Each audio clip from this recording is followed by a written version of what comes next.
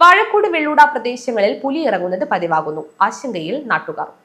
മടിക്കൈ പഞ്ചായത്തിലെ വാഴക്കോട് വെള്ളൂട പ്രദേശങ്ങളിൽ പുലി ഇറങ്ങുന്നത് പതിവാകുന്നു. പുലിയെ കണ്ടെത്താനായി ഫോറസ്റ്റ് അധികൃതരുടെയും നാട്ടുകാരുടെ നേതൃത്വത്തിൽ വ്യാപകമായി തിരച്ചിൽ നടത്തി. വാഴക്കോട് ശിവജി നഗറിൽ പ്രവാസിയായ ഉണ്ണിയുടെ വീട്ടിൽ കഴിഞ്ഞ തിങ്കളാഴ്ച പുലി എത്തിയത് വീട്ടുകാരെയും നാട്ടുകാരെയും ആശങ്കയിലാക്കി.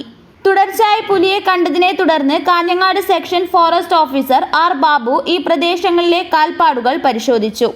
നാട്ടുകാരിൽ പലരും ഇതിനു മുമ്പും പുലിയെ കണ്ടിട്ടുണ്ട്. വരുന്ന ദിവസങ്ങളിൽ ക്യാമറകൾ ഉൾപ്പെടെ സ്ഥാപിക്കാനുള്ള നടപടി സ്വീകരിക്കുമെന്നും section forest officer R Babu പറഞ്ഞു.